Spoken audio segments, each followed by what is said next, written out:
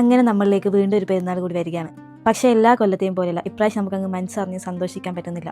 വാർ ഇതുവരെ നമ്മളൊന്നും ഡയറക്റ്റായിട്ട് എഫക്റ്റ് ചെയ്തിട്ടില്ലെങ്കിലും നമ്മളെ മനസ്സിനൊക്കെ അത് വല്ലാണ്ട് എഫക്റ്റ് ചെയ്തിട്ട് നമ്മുടെ ജീവിതത്തിൽ ഇതുവരെ കണ്ടിട്ടും കേട്ടിട്ടില്ലാത്ത സംഭവങ്ങൾ നമ്മളെ ചുറ്റും നടക്കുമ്പോൾ മനസ്സും ശരീരവും അറിയാണ്ട് പതറിപ്പോവാണ്. ഇനി നമുക്ക് നാട്ടിലേക്ക് പോകാൻ പറ്റുമോ എന്നൊക്കെ ഒരു ചോദ്യചിഹ്നം. എന്നാലും നമ്മളിങ്ങനെ സ്വയം ആശ്വസിക്കാൻ വേണ്ടി മനസ്സിൽ പറഞ്ഞുറപ്പിക്കും, എല്ലാം ശരിയാവും, എല്ലാവരും കാണാനും സന്തോഷിക്കാനൊക്കെ പറ്റും. എല്ലാ ദിവസവും ഉറങ്ങി എണീക്കുമ്പോൾ ഇന്ന് നിങ്ങൾ ശബ്ദം കേട്ടോ, ഇന്നൊക്കെ റെഡിയാവോ, നാളേക്കൊക്കെ റെഡിയാവും എന്നൊക്കെ വിചാരിച്ചാണ് ഓരോ ദിവസവും തള്ളി നീക്കുന്നത്. ചുറ്റും എന്തെങ്കിലുമൊക്കെ ശബ്ദം കേൾക്കുമ്പോൾ പേടിയാവാണ്.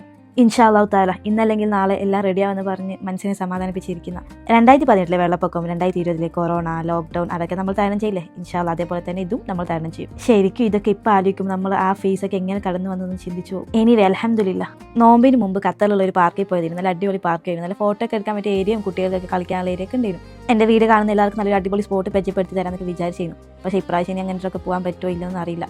എന്തായാലും നമ്മളെ പെരുന്നാൾ നമ്മളെ ഖത്തർ ഗവൺമെൻറ് എന്താ പറയുന്നത് അതുപോലെ എല്ലാവരും സൂക്ഷിച്ച് കണ്ട് നിൽക്കണം കേട്ടോ. ഇൻഷാ അല്ലാഹ് നമ്മൾ ഈ വാറൊക്കെ കഴിഞ്ഞിട്ട് നമുക്ക് അടുത്ത പെരുന്നാൾ നല്ല അടിപൊളിയായിട്ട് എൻജോയ് ആക്കാം കേട്ടോ. അപ്പോൾ എല്ലാവരും നല്ല ഹാപ്പി ആയിട്ട് ഇരിക്കണേ. അപ്പോൾ ഇതുപോലെ video follow for more. Thank you for watching.